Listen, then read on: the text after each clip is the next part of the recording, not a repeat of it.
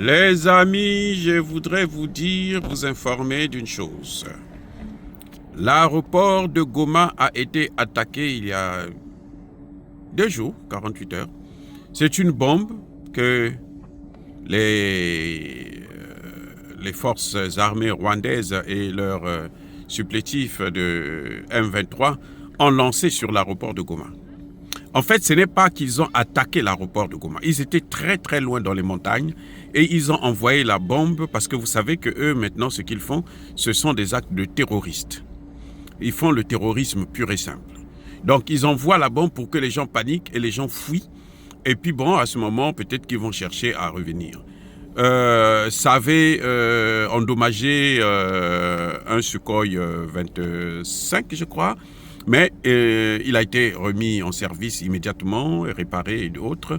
Et puis la guerre continue. Et ils ont été repoussés, mais alors très très loin de Goma.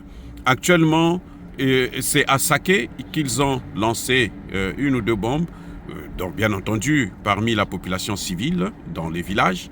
Et ça a fait quelques dégâts. À Goma, il n'y a pas eu de morts, il n'y a même pas eu de blessés. Mais à Sake, il y a eu quelques morts. Et là, les autres, les Wazalendo et les forces armées congolaises ont riposté et les ont repoussés très loin.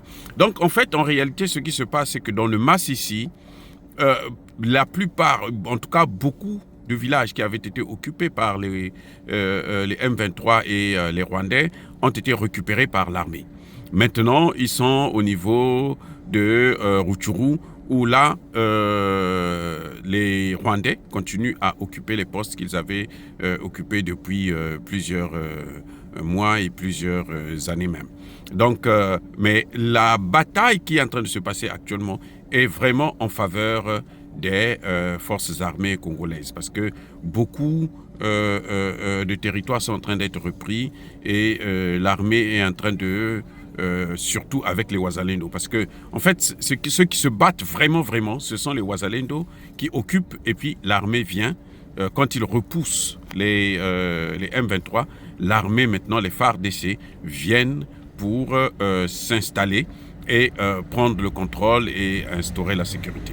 Et encore une fois de plus, ce que je vous disais dernièrement, c'est que déjà le Congo se bat pas contre le Rwanda, mais il se bat contre l'OTAN. C'est la guerre du Congo contre l'OTAN. Et ce n'est pas facile. La seule chose que je reproche toujours, et je ne manquerai pas de le faire, c'est que le président Tshisekedi devrait maintenant se tourner vers la Russie. D'ailleurs, il y a eu une marche aujourd'hui des Congolais à Goma, où ils ont brûlé encore le drapeau polonais, le drapeau français et beaucoup de drapeaux des Occidentaux. Et ils demandent encore une fois de plus à Tshisekedi de signer des accords avec la Russie. En tout cas, la Russie a le vent en poupe, s'il faut bien, le dire. Et ils sont vraiment appréciés par la population, et c'est donc à Tshisekedi de prendre ses responsabilités. Mais nous demandons à la classe politique entière du Congo et surtout aux alliés, aux pays voisins, notamment l'Angola et le Congo-Brazzaville, qui ne sont pas des voisins mais des frères de la RDC, de se positionner directement et d'encourager Tshisekedi à faire le pas. Il ne faut pas qu'il ait peur, il faut qu'il s'engage vers ce que lui demande la population. S'il échoue à ce moment, la population prendra ses responsabilités. Mais en tout cas, avec l'armée russe, on n'échoue jamais. Et ils ont fait leur preuve beaucoup en Afrique, et que maintenant, il est temps que le Congo aussi puisse passer à l'action. Dire cela, c'est inciter à la haine ou à la violence? Non. Yaba, colère, Yamalem. Encore une fois de plus, bien-aimés frères et sœurs, je persiste et je signe. Soyez bénis, abondamment bénis par le Dieu des Kémites et par nos ancêtres angélisés.